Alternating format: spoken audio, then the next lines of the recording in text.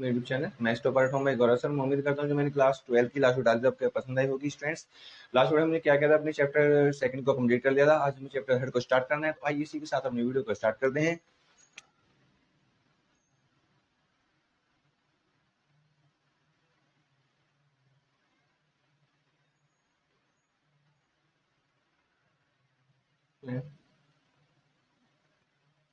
Chapter third हमारा क्या है स्टूडेंट्स? मैट्रिक्स, जिसको हम हिंदी में आव्यूह कहते हैं। चलिए देखते हैं आज ये क्या है क्या नहीं। आव्यूह होता क्या है स्टूडेंट्स? एक्चुअल में जो हम मैट्रिक्स बोल रहे हैं, it is just an arrangement of elements in a rectangular form. Means ये क्या है? एक अरेंजमेंट है,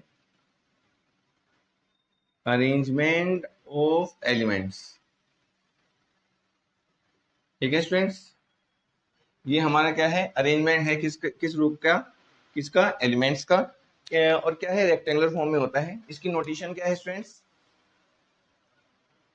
हमारी जो ये लास्ट ब्रैकेट्स हैं, इनके अंदर ही हमारी क्या होती है? ये मैट्रिक्स लिखी जाती है। मतलब जो लास्ट ब्रैकेट के रूप में होता है वो क्या हमारी क्या होती है? मैट्रिक्स होती है।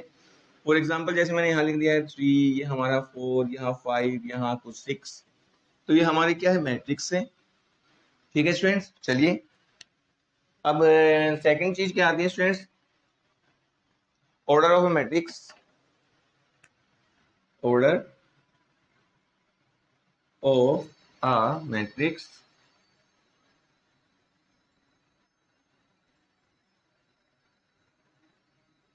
ऑर्डर क्या होता है स्टूडेंट्स? हमें याद रखें स्टूडेंट्स, जो हमारी ये मैट्रिक्स है, इसमें हम जो एलिमेंट्स इधर को लिखते हैं, जो ऐसे एलिमेंट्स लिखे जाते हैं, वो हमारी रोज होती हैं। और स्टूडेंट्स जो एलिमेंट्स ऐसे लिखे जाते हैं, वो हमारे क्या होते हैं? कॉलम्स होते हैं। ठीक है स्टूडेंट्स, आपको याद रखना है कि ये हमारी क्या होती है? एक हमारी होती है रो एलिमेंट्स और एक होते हैं हमारे कॉलम। ये हमारे क्या होते हैं? रोज, और ये हमारे क्या होते हैं? कॉलम्स होते हैं। आपको याद रखना है स्टूडेंट्स। अब इसको हम क्या बोलते हैं? पंक्ति। और इनको हम क्या बोलते हैं? स्तंभ। जब हम इनको डिनोट करेंगे वो आर से डिनोट करेंगे, और जब हम इसको डिनोट करेंगे सी से डिनोट करेंगे। Means C1, C2 and so on. Means C1, C2, C3 and so on. और ये क्या होगा? R1, R2 and R3 and so on. ठीक है स्टूडेंट्स, ये ऐसे लिखा जाएगा। स्टूडेंट यदि हम बात करें ऑर्डर की, ऑर्डर हमेशा हमेशा क्या होगा? इस कॉर्नर में लिखा होता है। और होता कैसे है स्टूडेंट्स? जितनी रोज है, रोज क्या होंगी? फर्स्ट प्लेस पे लिखी जाएंगी। मीन्स मान के चलिए हमने यहाँ पे दिया, हमने 3 रोज ली हैं, तो हमारे पास जैसे कि हमने लिया 3, 0, ये 1, यहाँ 0, यहाँ 3, यहाँ 4, यहाँ 6, यहाँ 5, यहाँ 8। हमने कितनी रो ली है? 1, 2 एंड 3 रोज। मल्टीप्लाई 1, 2 एंड 3, कितने कॉलम्स? 3। इसका मतलब ये है जो हमारा इसका ऑर्डर आ गया स्टूडेंट्स, वो 3 क्रॉस 3 है। स्टार्टिंग वाली क्या शो करते हैं? नंबर ऑफ रोज, और लास्ट में क्या शो किया जाता है? Number of columns. ठीक है, तो जो हमारा ऑर्डर होता है number of rose cross multiply, या मल्टीप्लाई कहीं number of rose multiply by number of columns, आपको हमेशा ऐसे शो किया जाता है। और पढ़ा क्या जाता है? 3 क्रॉस 3 मीन्स 3 by 3 या 3 क्रॉस 3 मैट्रिक्स। ऑलराइट, चलिए आगे देखते हैं।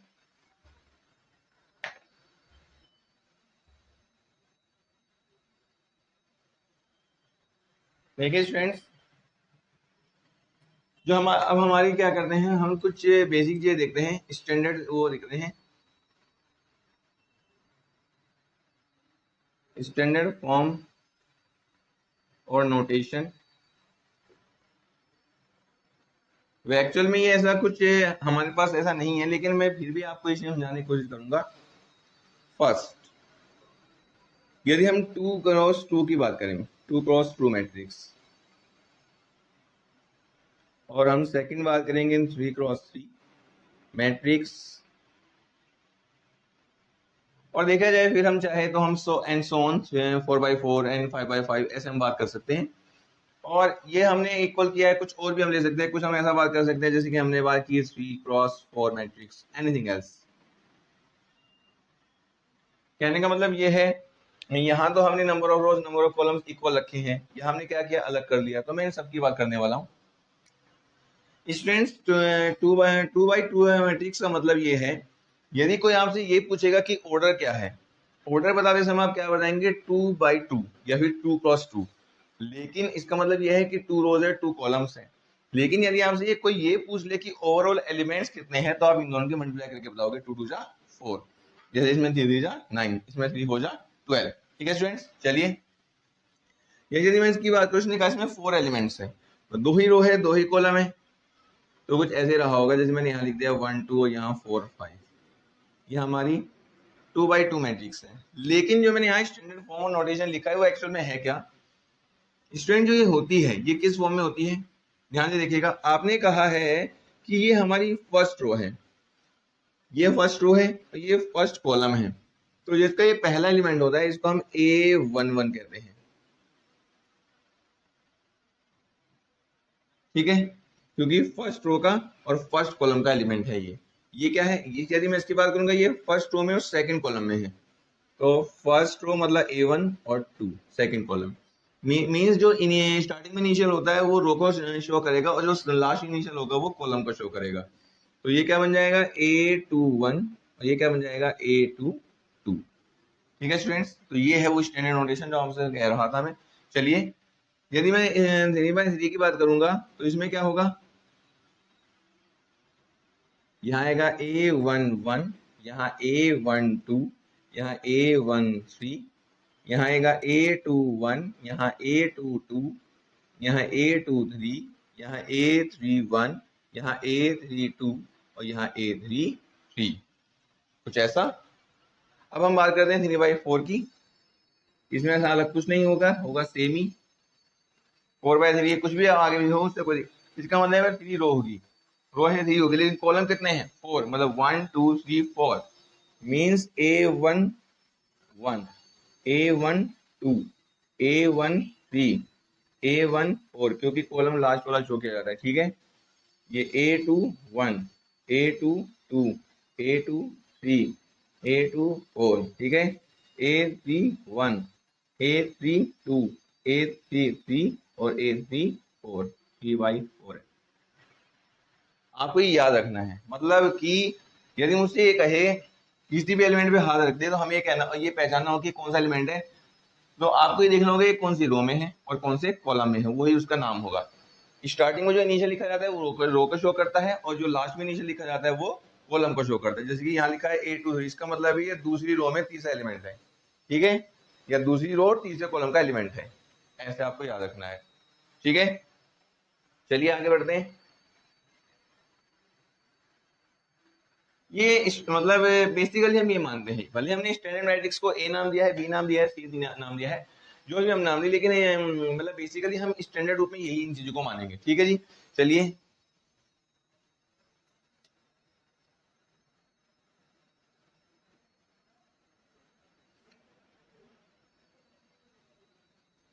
अब क्या है स्टूडेंट्स, वो कभी कभी क्या करता है, आपको मैट्रिक्स को फॉर्म करने के लिए देता है।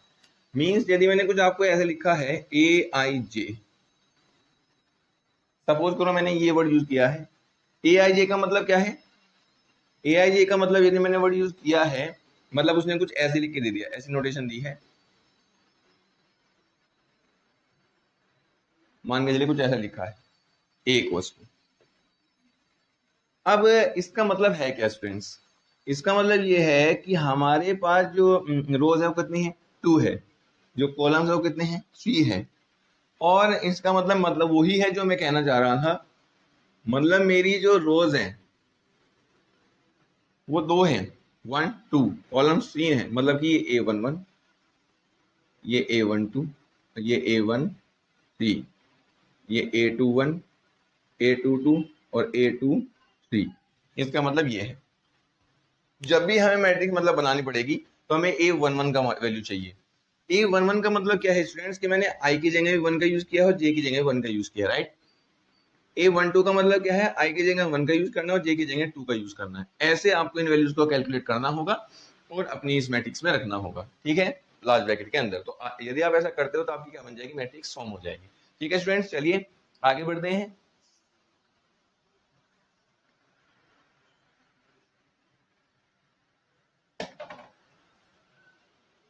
अब आ गया है स्टूडेंट्स टाइप ऑफ मैट्रिक्स।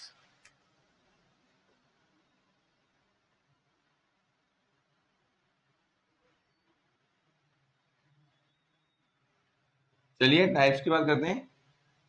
यदि हम स्टूडेंट टाइप्स की बात करें, टाइप्स ऑफ मैट्रिक्स की, तो ये है क्या एक्चुअल में, इसको देख लेते हैं।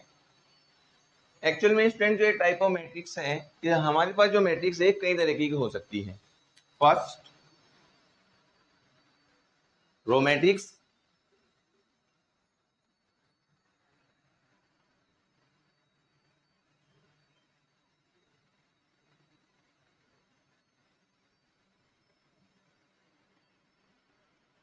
सबसे पहले हम बात करते हैं रो मैट्रिक्स की। यदि हम रो मैट्रिक्स की बात करते हैं स्टूडेंट, जैसे कि नाम ही बता रहे हैं रो मैट्रिक्स, मतलब कि एक ऐसी मैट्रिक्स में रो की जिक्र हुआ होगा। कहने का मतलब यह है, आपको जितना याद रखना है, रो मैट्रिक्स का मतलब है एक ऐसी मैट्रिक्स जिसमें केवल एक ही रो हो, केवल एक ही रो का यूज होगा। कहने का मतलब यह है, यदि हम एक एग्जाम्पल के तौर पर समझना चाहें, मतलब कि इसमें जो नंबर ऑफ रोज हैं इक्वल्स टू 1 होगा। आपको याद रखना होगा, जैसे कि एग्जाम्पल, यदि हम एग्जाम्पल के तौर पे बात करें, एग्जाम्पल क्या होगा, जैसे हमने लिख लिया है 3, ये 2, ये 1, इसमें रो कितनी है, एक, लेकिन कॉलम कितने हैं, 3, क्योंकि ऐसे जाना है तो एक ही जा सकता हूँ, पर ऐसे में 3 जगह आ सकता हूँ। ठीक है, तो ये इसके ऐसे कुछ एग्जाम्पल्स हैं। चलिए अगले आती है कॉलम।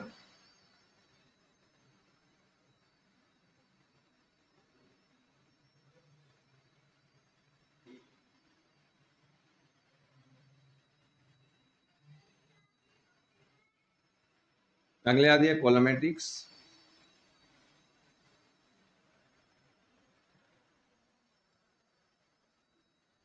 ये चलिए इसको देखते हैं, कॉलम मैट्रिक्स आ गई है। कॉलम मैट्रिक्स क्या होती है स्टूडेंट, जैसे कि रो मैट्रिक्स का मतलब है कि इसमें नंबर ऑफ रोज 1 है, वैसे ही कॉलम मैट्रिक्स का क्या मतलब है, नंबर ऑफ कॉलम कितने होने चाहिए,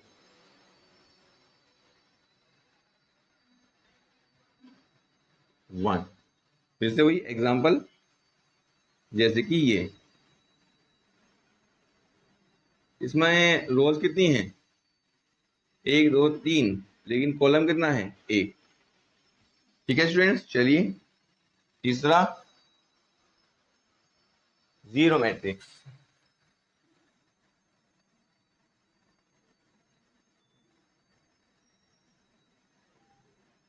जैसे कि नाम ही बता रहे हैं स्टूडेंट्स, जीरो मैट्रिक्स का मतलब यह है कि एक ऐसी मैट्रिक्स का हर एक एलिमेंट जीरो हो।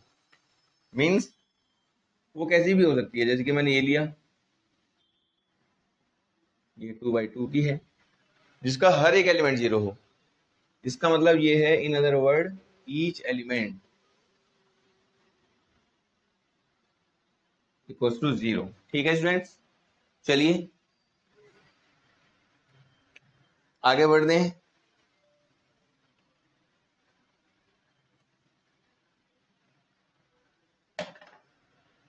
Fourth square matrix.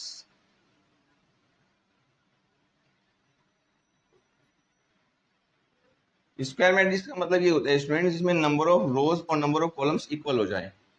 Means number of rows equals to number of columns. ठीक है, फॉर एग्जांपल, जैसे मैंने स्टार्टिंग में कई सारी मैट्रिक्स लिखी थी, 2 0 1 3। देखो नंबर ऑफ रोज कितने हैं, 2, और नंबर ऑफ कॉलम्स कितने हैं, 2, हो गए ना इक्वल। तो ये क्या है, एक स्क्वायर मैट्रिक्स। चलिए नेक्स्ट पे चलते हैं, diagonal matrix.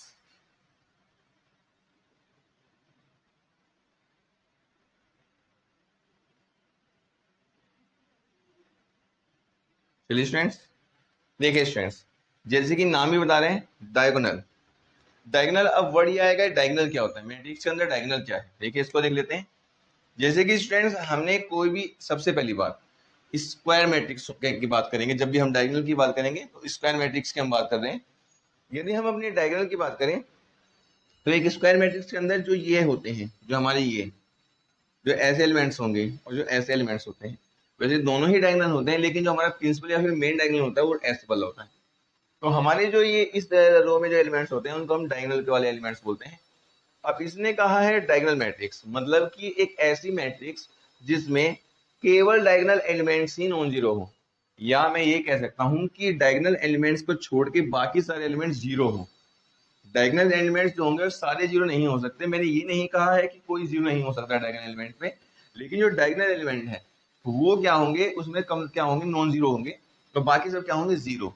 May be possible कि एक आधा एलिमेंट क्या हो सकता है, जीरो हो सकता है, लेकिन सारे एलिमेंट जीरो होने वाले नहीं है। तो बस यही हमारी क्या होती है डायगोनल मैट्रिक्स। मींस अब इसका मतलब ये है कि सारे एलिमेंट्स, जैसे कि मैंने कोई, हम इसको लिख सकते हैं कि ए I J equals to zero, इसका मतलब है आई और जे की वैल्यू में कुछ भी लूं ये जीरो होगा, लेकिन व्हेन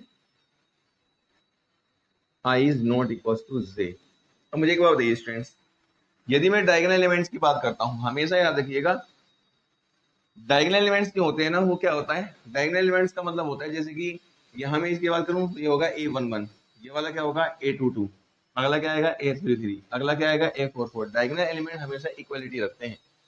और दूसरी बात, वो स्क्वायर मैट्रिक्स में ही होते हैं। यदि रेक्टेंगुलर मैट्रिक्स होगी तो उसकी हम बात नहीं कर सकते, उसमें डायगोनल नहीं आने वाला। ठीक है, चलिए।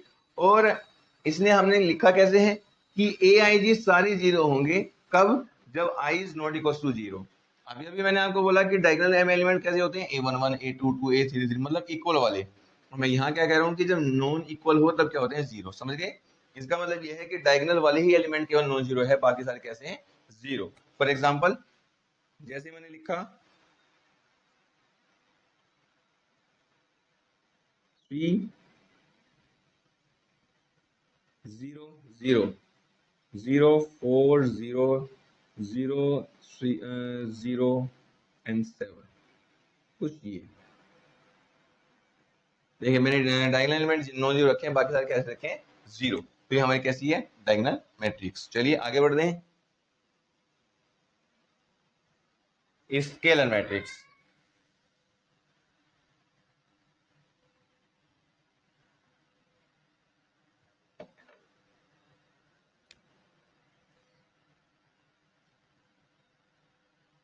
स्केलर मैट्रिक्स,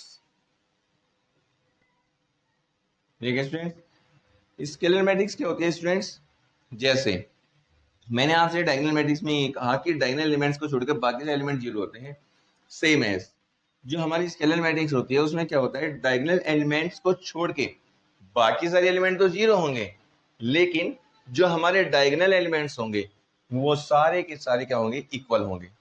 ठीक है, दोबारा सुन लीजिए, स्केलर मैट्रिक्स में क्या होता है कि डायगोनल एलिमेंट्स तो नॉन जीरो होने के साथ साथ वो क्या होंगे, इक्वल भी होंगे, और बाकी एलिमेंट कैसे होंगे, जीरो। मींस जो हमारे ए आई जे होगा ये जीरो होगा for all I is not equal to J के लिए, जब इक्वल नहीं है। एंड जो ए आई आई होगा वो इक्वल टू क्या होगा, किसी कांस्टेंट के। ठीक है, जैसे फॉर एग्जांपल 3 0 0 0 3 0 3 0 0। देखिए डायगोनल एलिमेंट नॉन जीरो भी है और साथ में क्या है, इक्वल भी है, के की वैल्यू कुछ भी हो सकती है। ठीक है, यहाँ पर क्या है, 3 है। समझ गए? ये हमारी होती है क्या, स्केलर मैट्रिक्स। चलिए आगे बढ़ते हैं।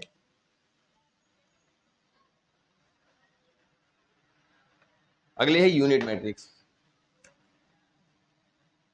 अगली है यूनिट या फिर आइडेंटिटी मैट्रिक्स।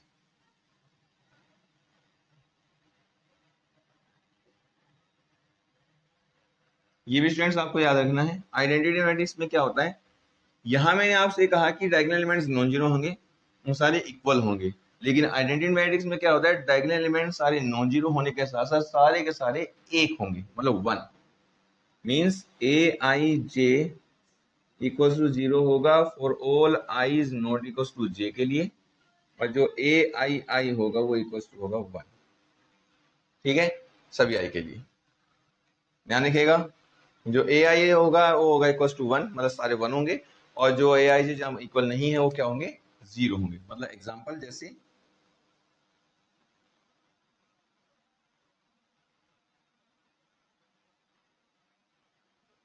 यहाँ 1, यहाँ 1, ये 0, ये 0, देखिए ये आगे ना इक्वल, ये 2/2 की है। ठीक है, इसे i से डिनोट करते हैं, जैसे कि i 2/2, समथिंग लाइक दैट। चलिए आगे बढ़ जाते हैं।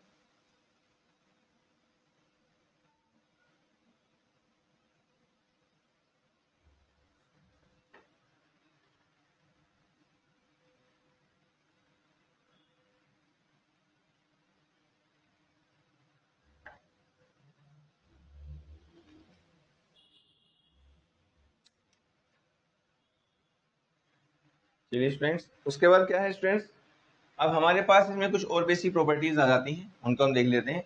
जैसे कि इक्वालिटी ऑफ मैट्रिक्स।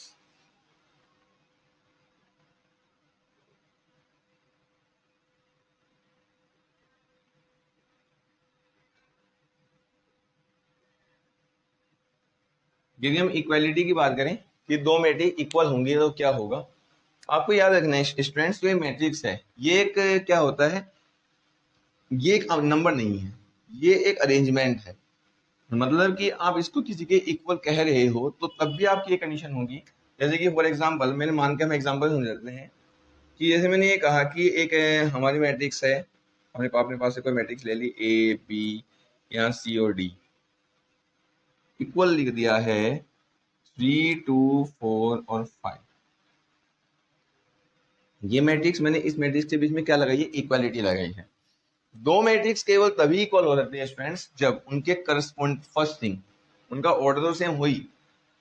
जैसे इसकी 2/2 की, 2/2 की, ये नहीं कि ये 2/2 की, ये 2/3 की है। पहली चीज दोनों का ऑर्डर सेम। दूसरी चीज, उनके जो करस्पॉन्डिंग एलिमेंट्स है, मतलब कि देखो पहले नंबर पे ये है, पहले नंबर पे ये भी इक्वल होने चाहिए। पहले नंबर पे, दूसरे नंबर पे ये, दूसरे नंबर पे ये, फिर ये है, फिर ये सब क्या होंगे, इक्वल। इसका मतलब ये है यहाँ ए की वैल्यू 3 है, बी की वैल्यू 2 है, सी की वैल्यू 4 है और डी की वैल्यू 5 है। ठीक है स्टूडेंट्स, आपको इक्वालिटी का मतलब ये समझना है, मतलब कि फर्स्ट ऑफ ऑल उनके ऑर्डर्स सेम होने चाहिए, एंड सेकंड थिंग जो करस्पॉन्डिंग एलिमेंट्स है वो भी क्या होने चाहिए, सेम।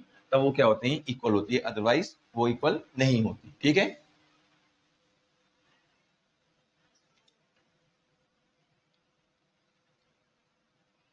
चलिए स्टूडेंट्स,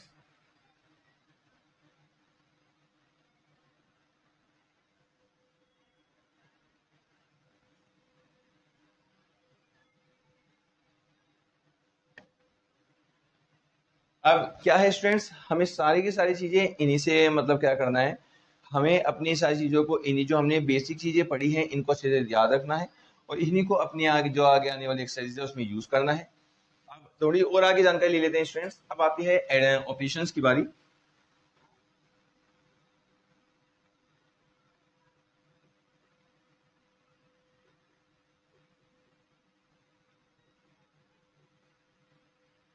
अब हम ऑपरेशंस की बात कर रहे हैं स्टूडेंट्स। हमारे पास क्या है नॉर्मली स्टूडेंट्स, एडिशन है, सब्ट्रैक्शन है और क्या है, मल्टीप्लिकेशन है। यदि हम डिवाइड की बात करें, डिवाइड अभी हम करेंगे वो बाद की बात है, लेकिन मेनली हमें तीन चीजों पर ध्यान देना है। फर्स्ट एडिशन,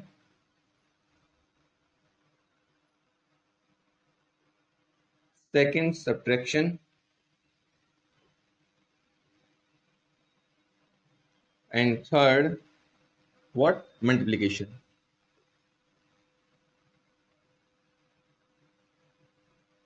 हम केवल तीन चीजों पे ध्यान देंगे students, one by one start करते हैं। फर्स्ट क्या है, हमें ध्यान देना है एडिशन के ऊपर। चलिए एडिशन को देखते हैं। यदि हम स्टूडेंट्स बात कर रहे हैं अपनी एडिशन की, ऐड करने की, तब हम क्या करेंगे स्टूडेंट्स, सबसे पहली चीज जो हमारा ये एडिशन या सब्ट्रैक्शन होता है, हम दोनों को एक साथ भी लेके चल सकते हैं क्योंकि दोनों में सेम ही चीज होता है, अलग चीज नहीं आती है। आपको याद रखना है स्टूडेंट्स, जो हमारी ये एडिशन और सब्ट्रैक्शन है, इन दोनों के लिए फर्स्ट थिंग क्या होना चाहिए, दोनों के जो ऑर्डर्स हैं वो सेम होने चाहिए। क्योंकि यदि ऑर्डर सेम नहीं होगा तो ना तो आप ऐड कर पाएंगे ना ही सब्ट्रैक्ट कर पाएंगे। ये पहली चीज आपको याद रखनी है। दूसरी चीज आपको याद रखनी है कि फर्स्ट एलिमेंट में से फर्स्ट एलिमेंट ऐड या जो सब्ट्रैक्ट उसने करने के लिए कहा है, सेकंड के में सेकंड, थर्ड में से थर्ड, फोर्थ में से फोर्थ, ऐसे क्या होता है करस्पॉन्डिंग एलिमेंट्स के बीच में एडिशन और सब्ट्रैक्शन होता है। मेरे कहने का मतलब ये है, मीन्स यदि हमें एग्जाम्पल से यदि हम समझाने की कोशिश करें, यदि हमने उसने हमको ही कुछ ऐसा बोला है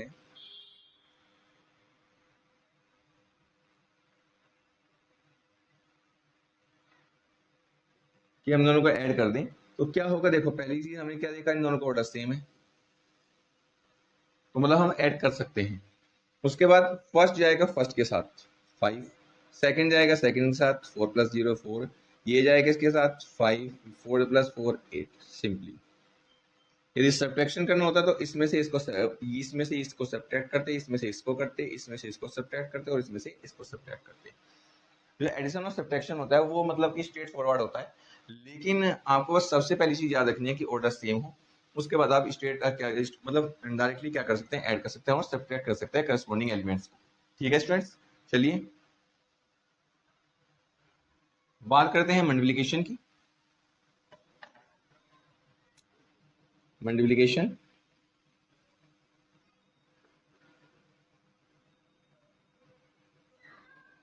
ये क्या है स्टूडेंट्स, आप इसको भी देख लेते हैं। हमारे जो मल्टीप्लिकेशन है, यदि हमें किसी एक मैट्रिक्स में किसी एक कांस्टेंट से मल्टीप्लाई कर रहे हैं, मतलब कि हमें मान के चलिए हमने क्या किया, हमें कोई मैट्रिक्स दी है 3 4 8 एंड 2, और हमसे ये कहा गया है कि हम इसमें 2 से मल्टीप्लाई कर दें। यदि हमें किसी मैट्रिक्स में किसी कांस्टेंट से मल्टीप्लाई करने के लिए कहा गया है स्टूडेंट्स, उस समय कुछ नहीं करना है, सिंपली आपको हर एक एलिमेंट में इससे मल्टीप्लाई कर देना है। जैसे ये आ गया 6, ये आ गया 8, ये आ गया 8 2 जा 16 और 8 2 2 जा 4। ठीक है स्टूडेंट्स, लेकिन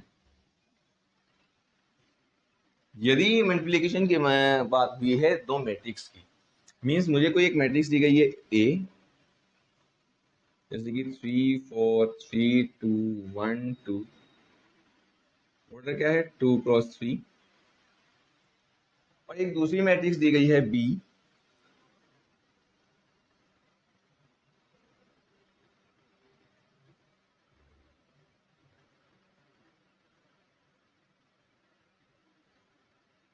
चलिए कुछ और एनीथिंग एल्स लिख लेते हैं अपने पास से।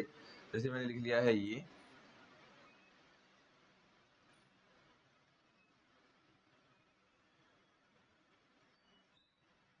कुछ ये मैंने लिखा है स्टूडेंट्स। देखिए अब इसमें है क्या स्टूडेंट्स, यदि मैं इसकी बात करता हूँ, इसका ऑर्डर है 2 क्रॉस 3, इसकी बात करता हूँ इसका ऑर्डर है 3 क्रॉस 2। यदि मुझे मल्टीप्लिकेशन की बात करनी है, दो मैट्रिक्स के मल्टीप्लाई मुझे करनी है, क्या करना है, दोनों को मुझे मल्टीप्लाई करना है, उसके लिए एक चीज जो जरूरी है वो आपको याद रखना है, वो क्या है स्टूडेंट्स, जैसे मैं यहाँ ए बी की बात करना चाहता हूँ, जो हमारा फर्स्ट वाला है और जो सेकंड वाला है, इसको यदि मैं सेम इसी सीक्वेंस में देखूं, फर्स्ट ये आएगा सेकंड ये आएगा, तो फर्स्ट वाले का जो लास्ट है ऑर्डर का और जो सेकंड वाले की स्टार्टिंग है ऑर्डर की, वो सेम होनी चाहिए। इसका मतलब ये है कि यदि मैंने ए बी की बात की है, तो फर्स्ट वाले में नंबर ऑफ कॉलम्स और सेकंड वाले में नंबर ऑफ रोज इक्वल होने चाहिए, तभी आप ए बी की बात कर सकते हो। मतलब यदि मैंने ए बी की बात की तो फर्स्ट वाले में क्या है, नंबर ऑफ कॉलम्स, और सेकंड वाले में नंबर ऑफ रोज जब इक्वल होंगे तभी ए बी कैलकुलेट होगा। यदि मैं बी ए की बात करूं तो इस समय बी में क्या होनी चाहिए, नंबर ऑफ कॉलम्स और ए में नंबर ऑफ रोज। मतलब फर्स्ट वाले में कॉलम की बात होती है और सेकंड वाले में रो की बात होती है, फर्स्ट वाले में कॉलम की और सेकंड वाले में रो की। याद रखना है, फर्स्ट वाले में नंबर ऑफ कॉलम्स और सेकंड वाले में क्या, नंबर ऑफ रोज इक्वल हो, तभी क्या होता है, जब ये दोनों चीज क्या होती है इक्वल, तभी आप क्या कर सकते हो, मल्टीप्लाई कर सकते हो, अदरवाइज मल्टीप्लाई नहीं कर सकते। चलिए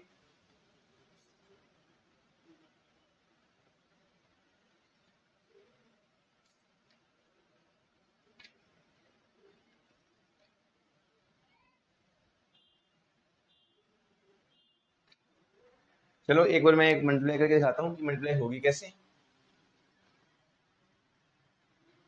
देखिए स्टूडेंट्स, हम दोनों इसी एग्जांपल को एक बार कॉपी कर लेते हैं।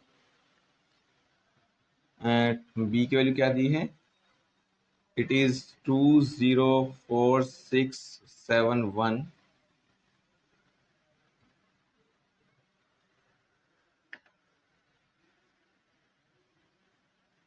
चलिए ए बी निकालते हैं। यदि मैं ए बी की बात कर रहा हूं, ए बी की बात करनी है तो स्टूडेंट्स आपको याद रखना है, मुझे उधर लिखने में ज़्यादा और अच्छा होगा, b इक्वल्स टू 20, ताकि मैं आपको और अच्छे से समझा पाऊंगा कि मैं क्या कहना चाह रहा हूं।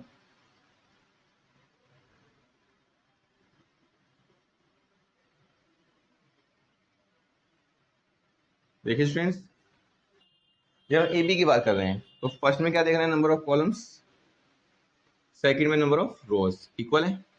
इसका मतलब है मेरी ए बी क्या है, पॉसिबल है, ए बी हमारी कैलकुलेट हो जाएगी फर्स्ट थिंग। सेकंड थिंग, अब हमें ये देखना है कि ए बी तो हमारी कैलकुलेट हो जाएगी, लेकिन ए बी आएगी क्या, किस ऑर्डर की आएगी।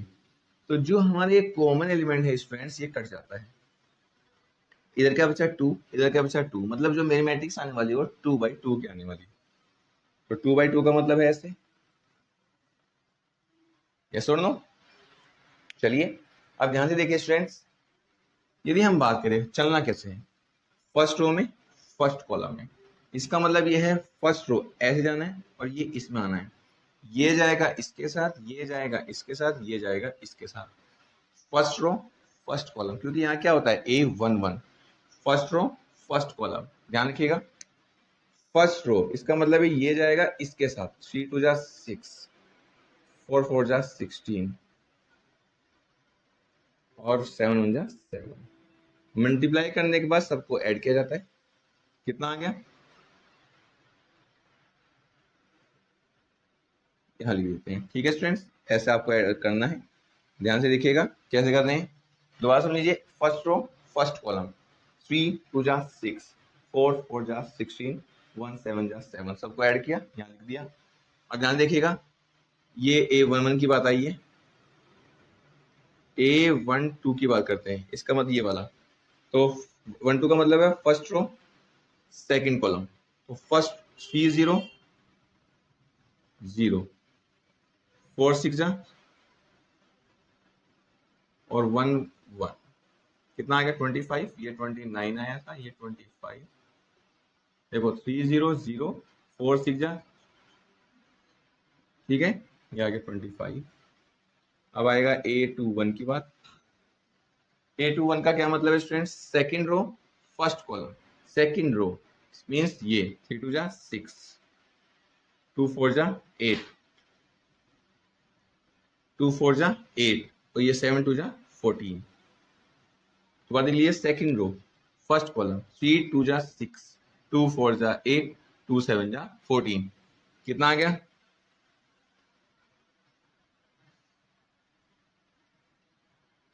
अब लास्ट क्या बचा है A22, मतलब second row second column, 3 0 0, multiply कर रहे हैं, 2 6 जा 12, 2 1 जा 2, कितना आ गया 14। तो बस ये यहाँ रख दीजिए 14, यही हमारा आंसर है स्टूडेंट्स। ऐसे यदि हम चाहें तो BA को कैलकुलेट करेंगे। ठीक है स्टूडेंट्स, ऐसा हमारा क्या होता है, मल्टीप्लाई से किया जाता है, first row first column, first row second column, second row first column, second row second column, ऐसे करके एलिमेंट्स को कैलकुलेट किया और यहाँ ऐड करके रख दिया। ठीक है, एक जैसा साइन होता है मींस बीच में प्लस हमारी वजह से हमेशा रहते हैं, रूल ये बोलता है, लेकिन यदि इनमें कुछ प्लस माइनस हो रहा है तो उसके अकॉर्डिंग आप रीअरेंज करेंगे, उसको ध्यान रखा जाएगा। स्टूडेंट्स आज की वीडियो में हम केवल इतना ही रखेंगे। आई होप कि आपको ये वीडियो अच्छी लगी, और यदि आपको मेरी वीडियो अच्छी लगी हो तो मेरे वीडियो को ज़्यादा लाइक कीजिए, और मेरे चैनल को ज़्यादा सब्सक्राइब कीजिए, शेयर और कमेंट जरूर कीजिएगा और बताइएगा कि आपको मेरी वीडियो कैसी लगी। इसी के साथ थैंक यू।